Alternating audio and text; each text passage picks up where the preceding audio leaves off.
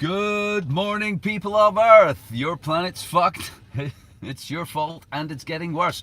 Have a lovely day, and join me in this special Sunday morning phone-in program, The Great Resist. Aren't you tired of hearing what the fuck is wrong? Aren't you? Oh, isn't it awful? Oh, the tyranny. Oh, the fascism. Oh, the totalitarian, communist, Masonic, Rockefeller, Rothschild. Oh no, the satanic pedophile pizza fucking blah blah. Oh no, Fukushima radiation. Oh no, the climate change. Oh no, blah blah blah blah blah. What are we, whinging fucking children? I think it behooves us to come up with a plan. I do. I think it behooves every one of us, each and every one of us, to have some kind of strategy to resist the Great Reset. Now, I'm not saying that we don't need to change. Believe me, we do, because as a society and a civilization, we're surely involved in a continuous self-editing and perpetual evolution process, which ought to mean that change is not only inevitable, but desirable, as we experimentally, fuck with things to see what happens, and then we absorb the information and come up with different ways of doing things as a response and a reaction to the unfolding reality we find ourselves in. So lines are open now. 07903953759. Phone me and tell me how you're going to resist, or how we should resist, or what the fuck we should do. Of course, I have my own ideas, and I have, I believe, demonstrated over the years as an entertainer that it's possible to do things. And while I'm waiting on anybody phoning in and telling me what kind of resistance we should undertake, or what would be practical and useful to do, let me just, go over a few things that I have done for fun. So I started a political party called the Landless Peasant Party for fun, and to demonstrate to people that we are not just passengers on some kind of freight train to the inevitable, that we are magical people.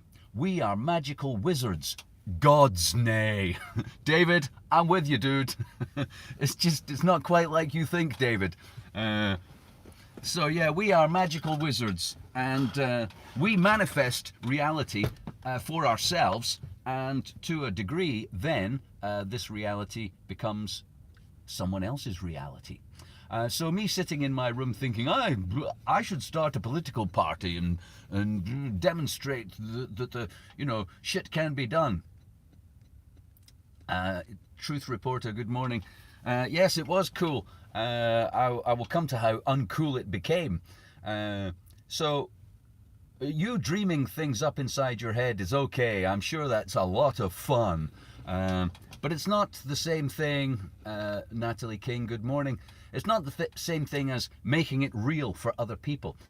So I started a political party, and it became real for other people. Truly an example of magical wizardry, magical godlike powers that we all have. We all have the power to shape reality. We are not impotent. We are not powerless. Those of you familiar with the tarot, or not, I'll tell you, the first card of the tarot is the Fool. And the Fool sets out in the world to see what happens, like some naive deer or, baby rabbit, wide-eyed and wondering at the world. Oh, what is the world like, and what will happen? Ooh, and then the Fool gets fucked over. If they're lucky, they don't die. And if they're lucky, they live long enough to achieve the second card of the tarot, which is the Wizard. And the Wizard card represents an awareness in you, an awareness in people that they have power. I'm not saying they're all powerful. I am not God.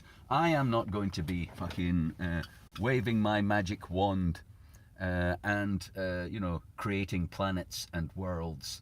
And well, here's a dude. Look at that.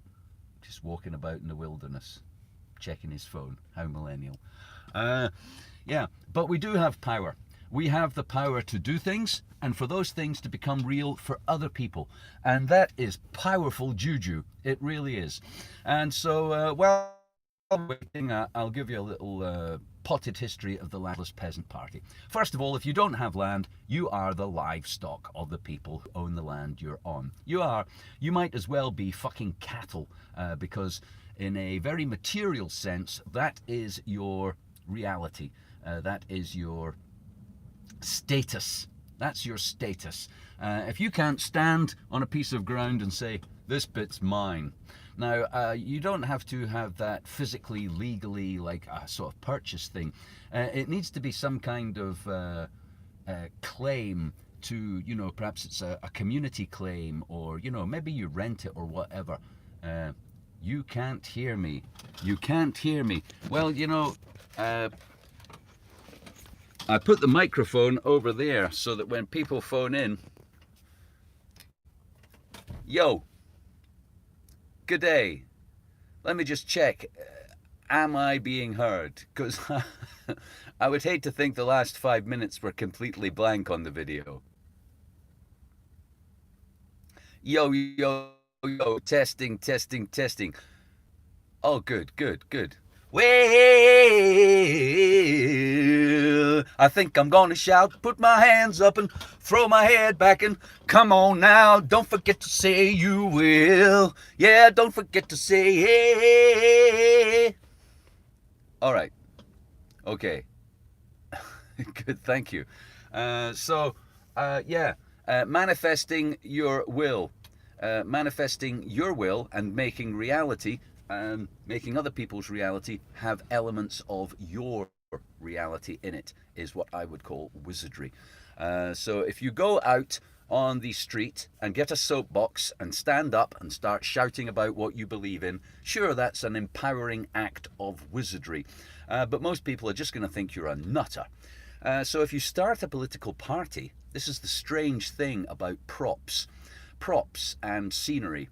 The theatre of life, the theatre of entertainment, the way that we create the illusion of reality for other people, and the way that con artists, religions and political parties and kings, queens, presidents, institutions of all kinds create this kind of illusion of reality is by dressing up. They put on the costume. They put on the costume and they act out with a scene, the scenery. They act out the part that they wish you to believe exists, and they use props to strengthen the illusion. So a political party is just a piece of paper. It really is. It's not even these days a piece of paper. It's just a couple of lines on some government website. But once you hit the street with a leaflet and a suit and a placard, wow, people think you are a political party. So it's wizardry, it's empowering, you can do it. The Landless Peasant Party was started for entertainment. I wanted to run, because in this country, unlike America, to run against the leader of America, to run against the President of America is virtually impossible, and I'm sure they like it that way. To get on the ballot is an incredibly expensive and, probably life-changing event. But in Britain, you just need £500 and you can stand against the Prime Minister in their constituency. So I did that. And some people joined the Landless Peasant Party, and they said, we like the idea of a proper political party. And I said, well, I'm just a joker. It's just entertainment for me. I've never, ever held any delusion that politics would change anything. But these people signed up, they paid their money. And so I said, okay, I will run the political party until the next general election, at which point you people will have to pick another leader for your sensible political party, for your real, for the real illusion of political activity. You'll have to pick somebody else to be the leader, because I'm just an outrageous entertainer and I don't give a fuck. and I'm not pretending to be a politician at all. And so for, I think it was 4 or 5 years, I ran the Landless Peasant Party. We changed our name to the Land Party, and it was decided at an AGM that I tried to participate as little as possible as well. I'm not so much into participating as it's a performance life. It's not a contest, it's not a competition, you're not on a spiritual journey. Have fun, do things, express yourself, let it all out. You know, whatever's inside you, let it out. And so I feel that that is somewhat what I'm involved in. So during that period of being an alleged sensible political party, the things I'm going to tell you are true. Some people joined up who were ex-British military. They claimed that they were now activists and political radicals. Indeed, all the world is a stage. Well, you know, you make me want to shout. So these ex-army squaddies, brothers, joined the political party, claiming they were now political radicals, mourning not to be forgotten. I see what you've done there. And they immediately donated £2,000 by bank transfer to the bank account of the political party. You need a bank account if you're a sensible political party. And the bank account that it was transferred from said, I'm not going to give you their real name, but it said something like the Wilson Brothers. That was the name of their bank account. Adam Turley, good morning, or afternoon, or evening if you're in Australia. It said the Wilkinson Brothers. Now, it's odd, isn't it, that two brothers have a joint bank account? I mean, that's odd in itself. But it should be called the Wilkinson Brothers. The back department with a big sheet of paper with a long list of bank. There's Johnny Come Lately and pseudo-activist and road protester. And because it is a fact, historical and, the British state has infiltrated every political party, every protest movement, CND, road protesters, Extinction Rebellion, government department dedicating their agents in your organisation. And recently they've immunity from prosecution for committing any crime in the process.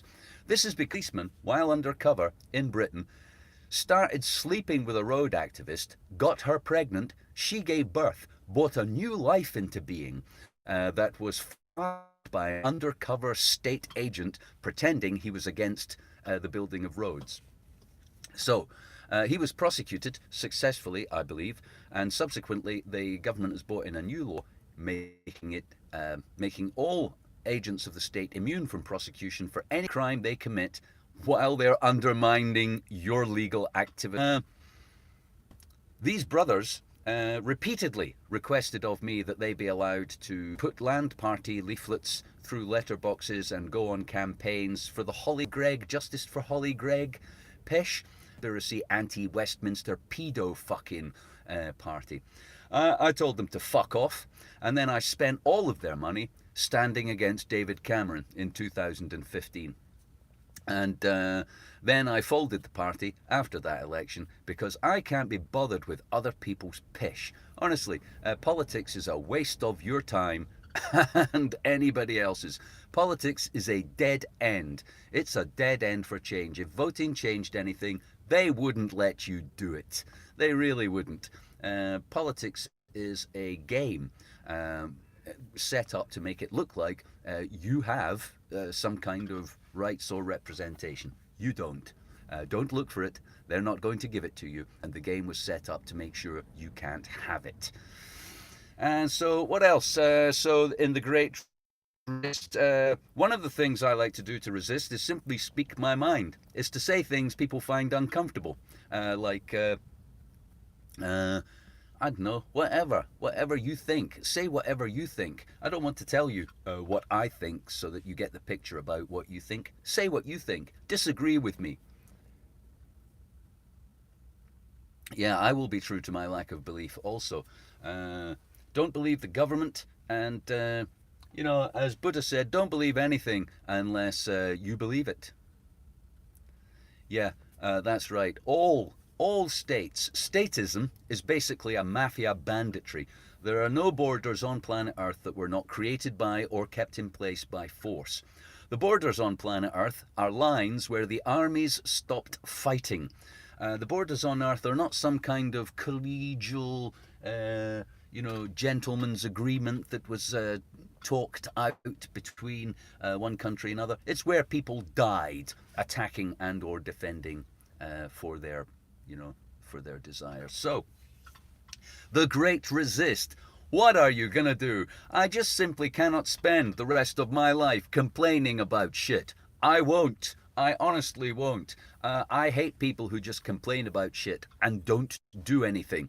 And so I have plans. I do. One of my plans is to offend people. And if you'd like to offend people also, then you can get one of these Rude Health t-shirts from Cafe Press in America, or from me if you direct message me, or visit my website, deekjackson.com. I think offending people is valuable and worthwhile because it means you've reached them. It's like when you talk about hitting a nerve, that's what I want to hit. I do want to hit your nerve. I want you to go, ow, wait a minute. I must have been engaging in a delusion. Because that hurts. Hearing other people say things that you disagree with and cannot square with your own delusion of reality. So I'm the new Jew. I'm the new Jew. Maybe you're the new Jew as well. And the use of the Jew and the word Jew and use of the zeitgeist of Jewishness as a counterbalance to the current pandemic fascism is, I think, quite entertaining. I thoroughly enjoy it because they're going to treat us exactly like the Nazis treated the Jew. By us, I mean people who don't have tests, don't do the vaccine, won't wear a mask, won't comply. And the Great Reset and the World Economic Forum have already created a pass for people who've had the vaccine, even though the vaccine's not out yet. There exists already a database waiting for your name, and conversely, for my name for not being on it. And that would make me like a Jew.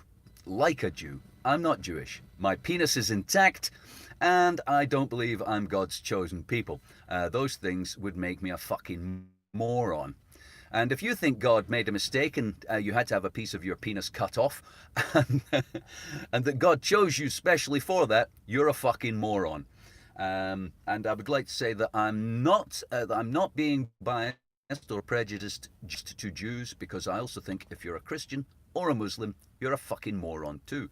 And that's part of my resistance as well, to offend people by telling them I don't like what they believe. I don't like what you believe. If you believe voting in the American election will make a difference, you're a fucking moron. If you believe there's a divine being in a dimension beyond our ken who controls everything and created all of the cosmos, you're a fucking moron. And I feel strongly, yes, thank you, Dan. I am also glad that my penis is intact. So this is resistance. Resistance is being yourself, and one of the hard things about the resistance, or being yourself and expressing yourself, is that I know a lot of Christians. I do, and if you know me and you're a Christian, you'll know that I think you're a fucking moron. That's the way it is, and I don't really hang out with people who are morons. So I don't hang out with religious people. I view it as a kind of mental health problem that they've got. And so I wouldn't want to hang out with people who were nuts any more than I would hang out with people who, had some other crazy thing going on in their lives. Invite a zombie to dinner today. Zombies, I would think I could probably get on with a zombie. They're fairly simple, straightforward. It's not complicated. A zombie wants to eat your brains. I admire people who know what they want. I do. I admire people who know what they want and they're prepared to go out on a limb to get it. So if you want to eat my brains and you come up and try and get to my skull and chew on my grey matter, good on you. I'm happy that you found what it is you want from life. I will, of course, be decapitating you or spearing your head with a spike as soon as possible. But you know, that's just life, isn't it? So, the lines are open. 07903953759. If you have a plan to resist, phone me and let's talk about your plan or thoughts on the Great Resist, because the Great Resist is the vaccine to the Great Reset. Whatever they're planning in the Great Reset, we'll have to wait and see how that pans out. But as it unfolds and it becomes apparent what they want to do in the Great Reset, I will be unfolding my Great Resist. So the other thing I did, and this is kind of the purpose of this video, one of the other things I did for entertainment during that period was to create a religion called the Astronomers. And the reason I did that was because I felt atheists were missing out. They're missing out on that, you know, going somewhere once a week and mingling with people who believe the same shit as you. They're missing out on having a strong body of people who can leverage their community and their constituency for a form of political power and influence which atheists don't enjoy. Now, I know there are there's the secular society and there are other smaller non-divine organizations. Bin the smartphone, Truth Reporter. Yeah, man, I've got 2 smartphones and I'm more of a culture jammer than a cultural jettisoner. I view it as my right to take part in the life that pervades planet Earth, and that includes the atomic-powered internet, the mobile smartphone-ness, and whatever else, you know, when they bring out holographic virtual reality, I'm in there. I'm in there. I want to take part. I want to be in there and sow my seeds of entertainment and offence and doubt. De-Googled phones. I mean, I'm on the internet telling the government to go fuck themselves, so I'm not really shy about the government knowing what I think. There's no animal porn on my phones or my home computers. I'm not downloading the ingredients of bomb-making equipment or anything like that. So fuck the government. I'm the government's worst nightmare. The only thing I'm interested in is having a laugh and pissing you off. So, you know, when the government says having a laugh is now very dangerous and illegal and pissing people off is also illegal, then I'm in big trouble. And as it happens, that brings me to the Great Resist. It turns out that pissing people off is rapidly becoming a legal matter. Specifically in Scotland with new hate speech laws, but around the world, the shutting down of people's right to express themselves and be different and to organise collectively to maintain their right to be different is going away. And that's what my Great Resist video today is about. What are we going to do about that?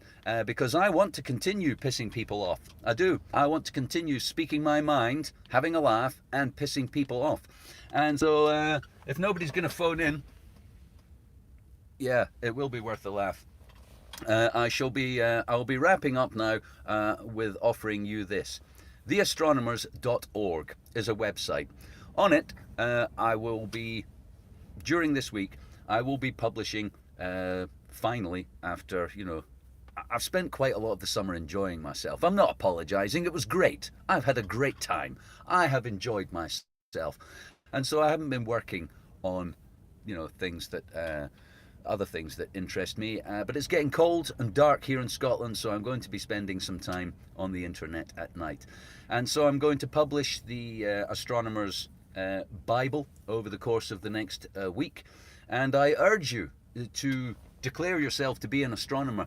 A religious belief and a religious community are one of the few things that are going to enjoy protection soon.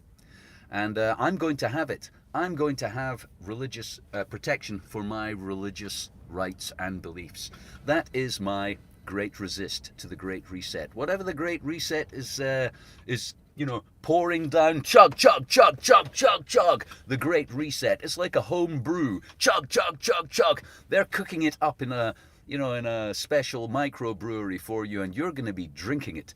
You might even be bathing in it like ass's milk. Man, you might be eating it, drinking it, breathing it. The Great Reset.